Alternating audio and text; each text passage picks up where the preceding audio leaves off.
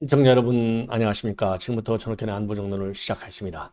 자, 이번 시간에는 말이죠. 우리 언론에서는 이제 별로 크게 다뤄지지 않는 것 같은데 굉장히 중요한 재보궐선거 지역이 하나 있어요. 여러분들 잘 아시다시피 이 김태우 전 강서구청장이 대법원 이 판결로 인해서 일찍이 강서구청장 자리를 내려놓고 나왔지 않습니까? 그게 말이죠. 10월 11일 날 지금 보궐선거가 실시가 됩니다. 자, 그래서 언론과 여러분들의 이 관심에서는 조금 떨어져 있는 것 같은데요. 자, 그럼에도 불구하고 지금 양당 내부는 굉장히 긴박하게 움직이고 있다고 합니다. 그래서 이 지금 양당의 강서 구청장 선거와 관련된 동정을요, 이 전략을 여러분께 정리해 드리도록 하겠고, 핵심은 바로 뭐냐? 과연 그러면 김태우 지금 구청장이 이미 서울시내 우리 국민의힘 소속 구청장들이 일제히 성명을 내놨지 않습니까? 자, 빨리 사면을 시켜달라 이런 얘기가 나왔어요. 특히 그러면서 그렇다고 본다면 이번에 사면이 되고 나서 바로 보궐선거에 입후보할 수 있을 것이냐. 요게 이제 굉장히 초미의 관심사가 되고 있는 것 같습니다. 자, 그래서 왜냐면은요, 이 구청장들이 대통령실하고 당에다가 특별 이런 이 사면 건의를 했습니다. 그러다 보니까 이제 사면 더군다나 말이죠. 지금 이제 일각에서 당내 일각에서도 이제는 그러면은 이 김태우 전 구청장을 갖다가 사면 복권한 뒤에 바로 공천해야 한다. 이런 목소리도 지금 있다고 합니다. 자, 그렇기 때문에 지금 이 후보들, 그러니까 이제 국민의힘은 국민의힘대로, 민주당은 민주당대로 이 공천을 받기 위해서 상당한 지금 내부 경쟁이 치열하다고 그래요. 그래서 이 관련 동향을 여러분께 자세하게 설명을 드리도록 하겠고요. 그 다음에는요, 이 IA 사무총장 이제 각 언론마다 아주 독점적인 인터뷰를 지금 제법 진행하고 있어요. 그래서 이미 조선일보와의 인터뷰 내용은 소개를 해드렸고요. 이번에는 중앙일보와의 인터뷰 내용을 소개해 드리겠는데요. 이번에 입국장에서 어마어마한 그 시위가 있어갖고 뭐 저라도 그렇죠. 이 기분이 좋을 리가 있겠어요? 근데 조선일보와의 인터뷰에서는 비교적 담담하게 했는데 중앙일보 인터뷰를 통해서는 상당히 이 민주당의 이 괴담 세력들에 대한 분노를 일부 이 표현한 것이 아닌가 이렇게 생각될 수 있는 이 발언이 있습니다. 쉽게 얘기해서요. 그럼 민주당 정권 안 잡을 거야? 정권 잡으면 아이하고 어떻게 할 거야? 이 정도는요. 민주당 너무 막 가지 마. 여기에 대한 강한 반발과 경고의 메시지로 보여집니다. 그래서 이 내용을 말씀을 또 드리도록 하겠고요. 그리고 이와 관련해서 이 그로시 이제 IA 사무총장 방안을 계기로 해서요. 조선일보의 박정훈 논설실장의 칼럼이 의미하는 바가 상당히 많습니다. 자, 이 괴담 세력들 아주 우물한 개울이라는 것이죠. 그러면서 대비를 자, 미국도 일본도 오늘 우리보다도 이 후쿠시마 처리수가 만약에 오염이 돼서 건강과 이 환경에 영향을 준다면은 그 사람들은 바보냐? 그것도 미친 바보냐? 가만히 있느냐 이거예요.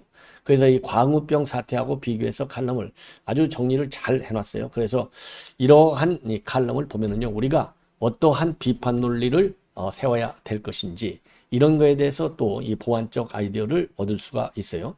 그래서 이 부분에 대해서 여러분들께 상세하게 관련 뉴스를 분석해 드리도록 하겠습니다.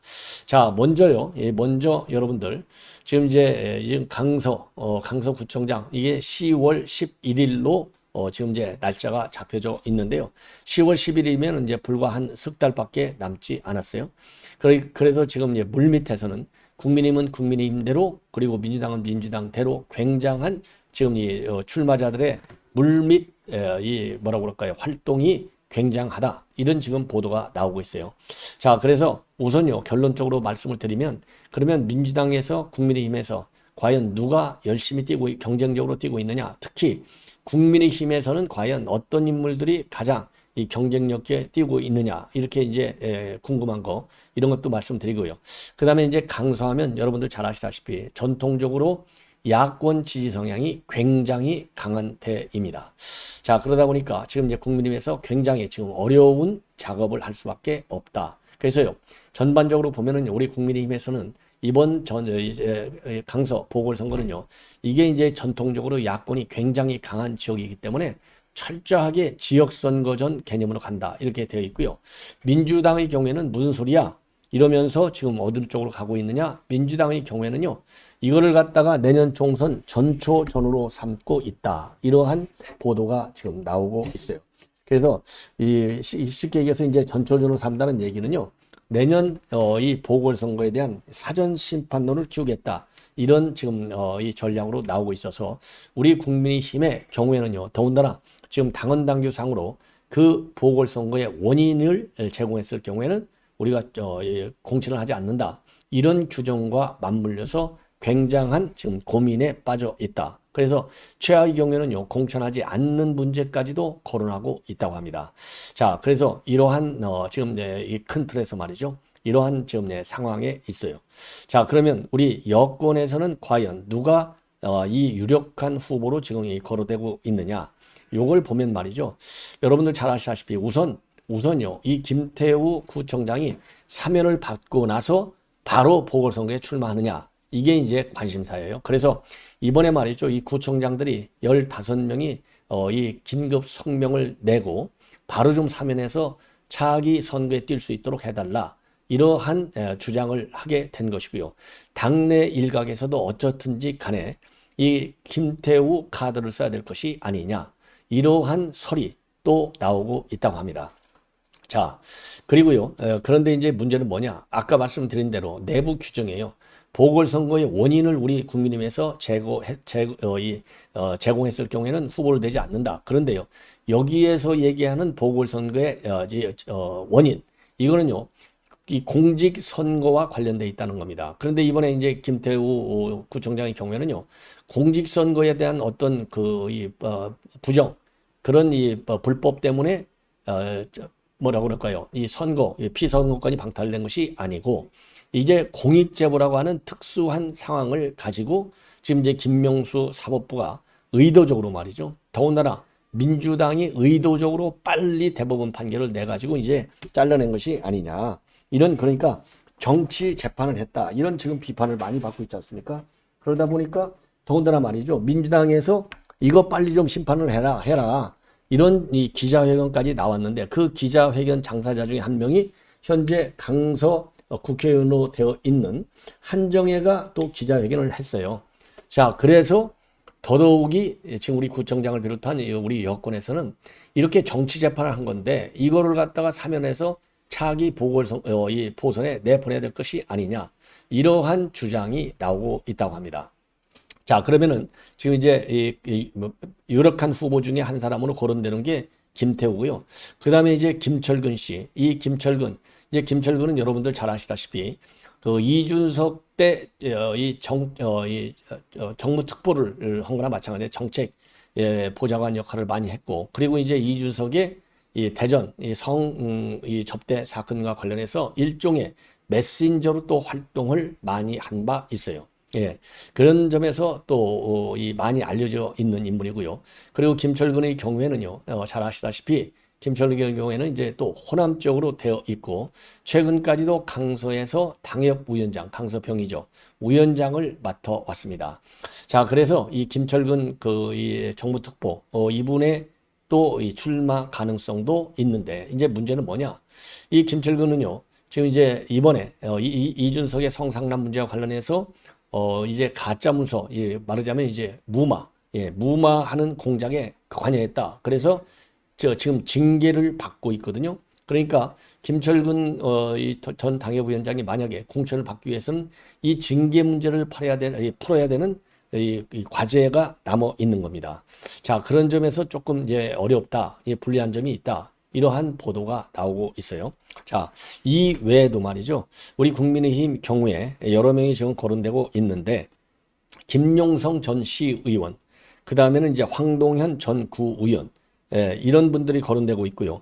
그리고 현재 강서에 이 강서병 당협위원장으로 있으면서 강서구 공무원으로 35년을 재직한 김진선 위원장이 유력한 후보로 거론되고 있다고 해요. 그래서 김용성 시의원이라든가 그 다음에 이 김진선 현 당협위원장이 굉장히 열심히 뛰고 있다, 이러한 지금 보도가 나오고 있습니다. 자, 이게 이제 우리 국민의힘 내부 지금 전략이고요. 그래서 우리 국민의힘에서는요, 이 강서에서 연 3선을 한 김성태 현 중앙의 의장하고요. 그리고 이제 구상찬 옛날 의원이죠. 강서갑.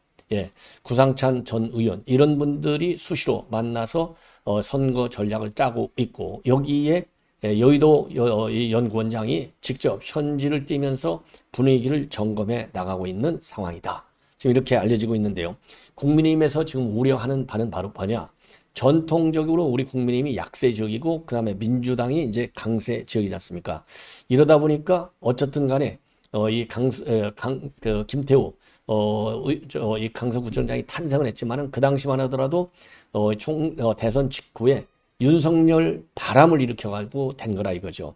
그러나 전통적으로는 우리가 약세 지역이기 때문에 이번에 자칫 잘못하면 내년 총선에서도 그리고 수도권 민심에서도 부정적 영향이 우려된다. 그래서 일각에서는요, 아예 공천하지 말자 이런 얘기까지 나온다고 해요. 예.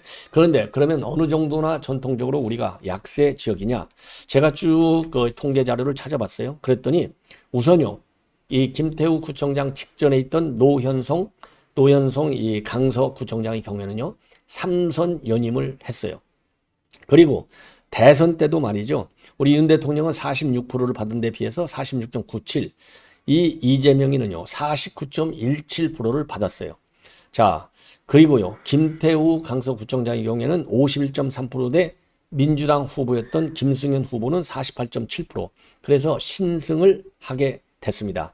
다만 오세훈 시장하고 송영길 때는요, 오세훈이가 56, 송영길이가 42. 압도적으로 이긴 것이죠. 예. 요거를 빼놓으면은 전반적으로 그러니까요. 오세훈의 이 압승을 빼놓으면은 전반적으로 우리가 굉장히 상황 면에서는 굉장히 불리한 이 상황에서 뛸 수밖에 없다. 이렇기 때문에 민주당에서는요, 이번 선거를 지금 우리 여권 심판으로 해서 내년 총선까지 이어간다. 그래서 내년 총선 전초전이 아니냐. 이런 차원에서 그러니까 큰 전략적 접근을 하고 있고 우리 여권의 경우에는 좀 수세적인 전략을 구사하고 있고요. 그리고 이제 민주당의 경우에는요. 지금 이제 김승현 전 이 서울 전 청와대 이제 행정관인데요. 이 사람은 김승현 씨는요. 진성준 현 의원의 보좌관 출신이에요.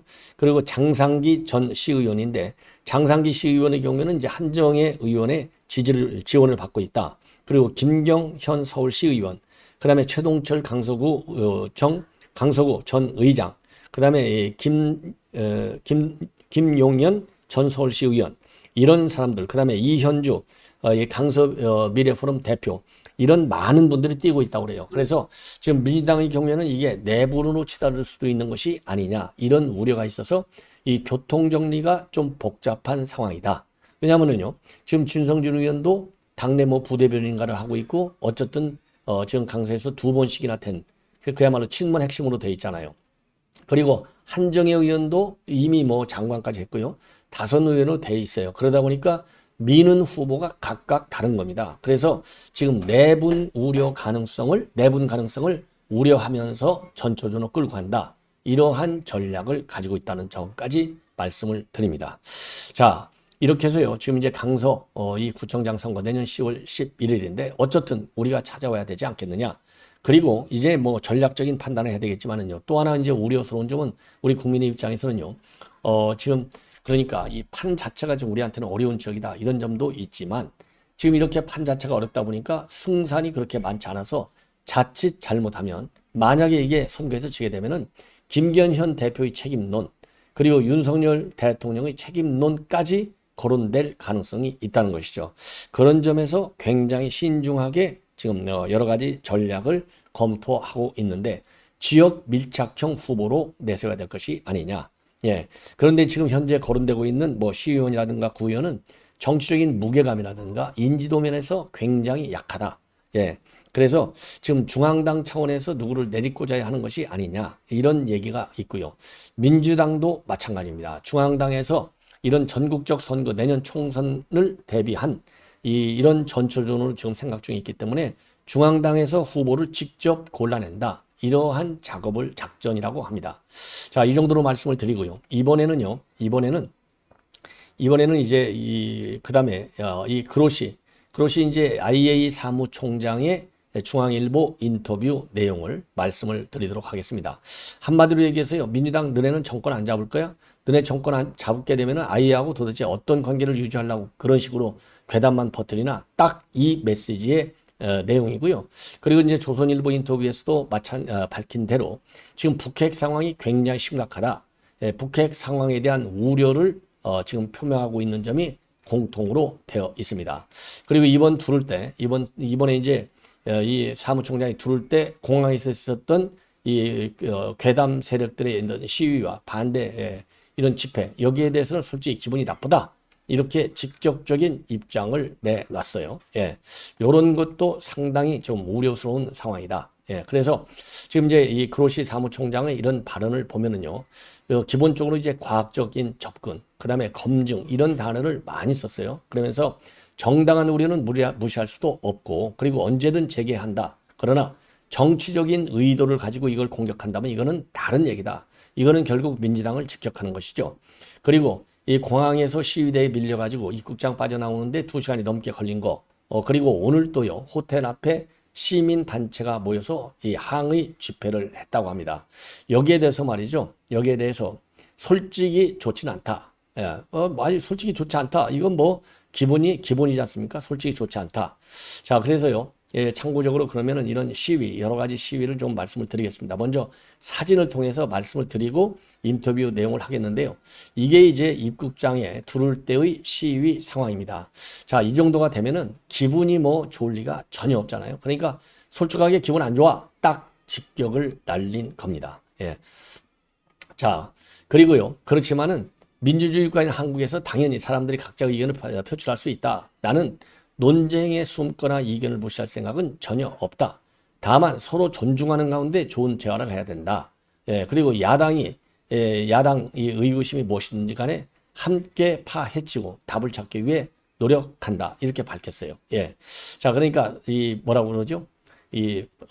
서로 존중하는 가운데 대화. 그러니까 이 민주당 이 좌파 세력들은 존중은커녕 아예 IAEA 기능과 역할과 전문성을 인정하지 않고 있잖아요. 그래서 이게 뭐 이 깡통 보고서다. IAEA는 해체돼야 된다. 이런 극단적 선동까지도 하고 있는 거 아니겠습니까? 예. 그리고요, 이 후쿠시마 문제는 지금 한국에서 굉장히 정치화되어 있는데 어떻게 설득할 것이냐. 이거에 대해서 아주 답을 잘했어요. 나는 야당을 설득할 권한도 계획도 없다. 다만 IAEA가 무엇을 하고 특정한 결론에 이르게 된 이유를 설명할 계획이다. 예. 이렇게 얘기하고요. 다만 야당 역시 집권을 하고 있고 그때는 야당 또한 IAEA를 스스로 상대해야 한다는 것을 알고 있으리라고 생각한다. 한국은 IAEA 중요한 회원국 아니냐. 집권을 바라는 야당 역시 IAEA가 굉장히 중요한 기구이고 어떻게 작용하는지 잘 알고 있을 것이다. 예. 그래서 지금 이 극단적인 이런 투쟁 이런 거에 대해서는 좀 이해하기 어렵다. 이렇게 지금 입장을 내놓고 있습니다. 자, 그리고요. 예, 그리고 지금 북핵과 관련한 우려를 강하게 표명하고 있어요. 뭐라고 하고 있느냐? 북한은 핵실험을 위한 모든 준비가 다 되어 있고 IAEA는 2009년도에 북한에서 철수한 이후로 전혀 접근성이 없다. 하지만 위성 사진과 정보를 통해서 북한 내부에서 일어나고 있는 일을 파악하고 있고 최근 포착된 동향은 북한의 핵무기 프로그램이 엄청난 수준으로 확대됐다는 점이다.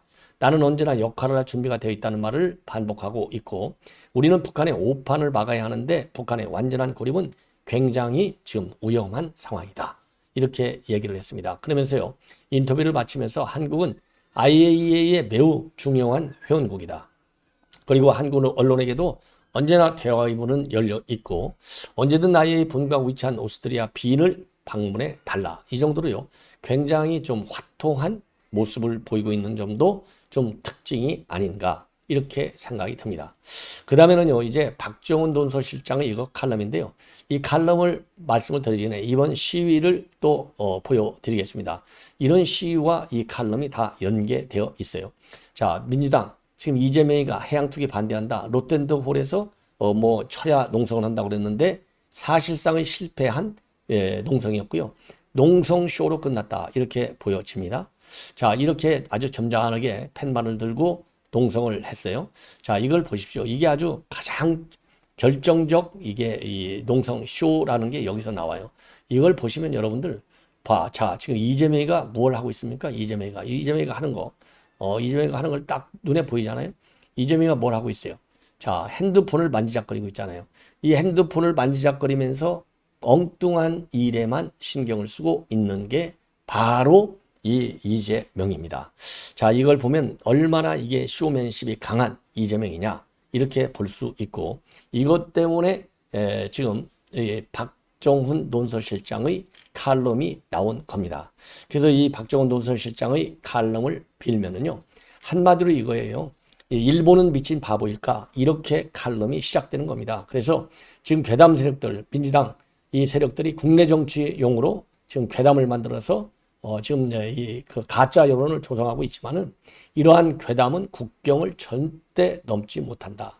그래서 음모론의 지금 한 난장판에서 말이죠, 눈을 밖으로 돌려보면 무엇이 진실인지 굉장히 지금 분명해지는 것 아니냐. 그러니까 우물안 개구리식으로 더 이상 이 가짜 뉴스를 갖고 지금 우리 여당을 괴롭히는 반정부 투쟁을 하는 이 선동행위, 국내용에서 끝나서 국내용으로 실패하고 만다. 이거예요, 한마디로. 그래서 국제적으로 고립되는 민주당의 이 괴담 세력들에게 그야말로 한 방 날리는 그런 지금 입장을 내놓고 있습니다.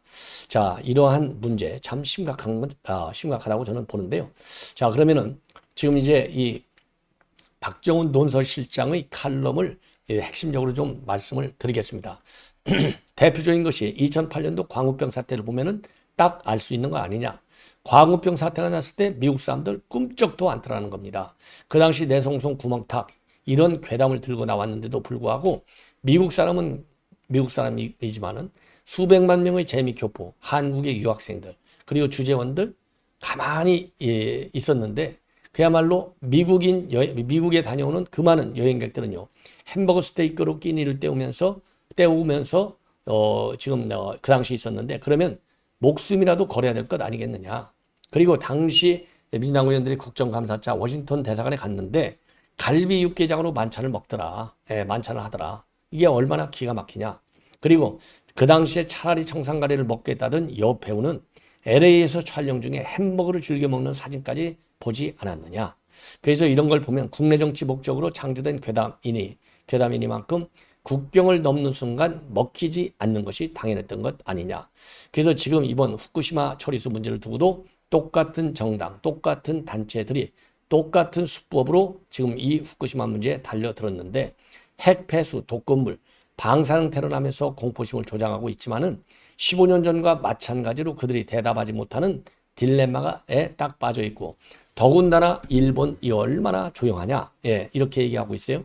그래서 후쿠시마 문제의 핵심은요, 오염수가 맨 먼저 일본에서 방류된다는 것이고, 정확하게 후쿠시마 앞 이 1km 지점이라는 겁니다. 그리고 오염수가 위험하다면 가장 직접적 피해를 입는 것이 일본 아니냐.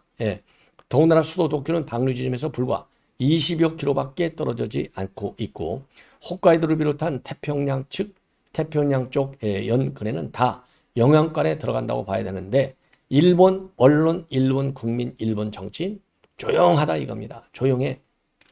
그리고 일본만이 아니라 맨 먼저 영향을 받을 수 있는 나라가 바로 미국인데, 미국도 조용하다는 것이죠. 이걸 뭘 의미하는 겁니다. 의미하는 거냐 이거요. 한국만 이 난리를 치고 있느냐. 그러면 일본 사람들이 바보냐? 바보가 아니다 이거예요. 그럼 왜 그러겠느냐? 일본 사람들은요, 과학적으로 문제없다는 공적 설명을 믿고 있다는 거예요. 그리고 그 다음에는 정부를 신뢰하고 과학을 신봉하기 때문이라는 것이죠. 자, 그렇기 때문에 일본은 조용하고 한국은 이제 선동정치 하잖아요. 괴담정치. 그래서 이 난리를 치고 있다는 겁니다. 더군다나 말이죠. 일본의 경우에는, 일본은 그러면 우리 일본 과학자들은 그렇게 겁이 많냐? 겁쟁이들이냐? 아니올시다는 거예요. 세계 5대 노벨상 수상국인 일본 과학계가 일제히 양심을 버리고 진실을 그러면 은폐한다는 얘기냐? 아니라는 겁니다. 그러면 오염수 방류를 좋아할 사람이 없느냐? 당연히 오염수 방류를 좋아할 사람은 없다는 거예요. 뭔가 꺼림칙하니까. 그럼에도 불구하고 이 가능한 처리 방법 중에 가장 안전한다는 게 뭐냐? 과학적으로요. 해상 방류가 가장 안전하다는 겁니다. 그래서 지금 민주당이 주장하고 있는 콘크리트 고체화 방식은 기술적으로도 불안정하고 방사능의 대기 전파를 막을 수 없어서 더 위험하다고 합니다. 이 부분을 여러분들께서 꼭 아셔야 될 것 같아요. 그래서 오염수 방류가 제일 안전한 방법이고, 지금 이재명이도 얼마 전에 그렇게 했잖아요. 콘크리트 고치하자 이렇게 돼 있는데 기술적 불안정 그리고 방사능의 대기 전파 이 위험성이 얼마나 크냐 이거예요. 그래서 괴담지정은 일본이 돈 몇 푼 아끼려고 자국인 생명을 희생시키는 미개한 나라라고 여기는 듯한데, 일본을 허접한 후진 묻히고 하면 음모의 나래를 펼치는 무모함이 놀라울 따름이다. 이렇게 지금 비판을 하고 있습니다. 예. 자, 그러면서 이러한 괴담 세력들이 논리에 따르면 미국 역시 이상한 나라다. 후쿠시마 방류수는 해류를 타고 동북 방향으로 이동해서 미국 서해안에 먼저 도달하게 되는데, 2011년 대지진 때도 후쿠시마에서 떠내려간 부표, 어선, 냉장고 이런 잔해가 캘리포니아라든가 오리건, 그 다음에 알래스카 해변에서 발견됐는데도 미국은 이번 오염수 방류를 찬성하고 있다. 미국도 그럼 후진국이냐? 이 질문에 민주당과 괴담 진영은 왜 대답을 못하냐? 어차피 정치 공세가 목적이니 다른 나라가 어떻게 하든 관심도 없을 것이다. 그러면서요, 괴담은 결코 국경을 넘지 못하고 허구와 거짓의 난장판에서 눈을 돌려 밖을 보면 무엇이 진실이고 무엇이 아닌지 분명해진다는 뜻이다. 자, 이러한 이 박정훈 논설 실장의 칼럼 상당히 논리적이다. 그리고 설득력이 있다. 이런 말씀을 드립니다. 시청자 여러분, 이렇게 해서 본 방송은 마치겠습니다. 예, 많은 시청을 부탁드리겠습니다. 대단히 고맙습니다.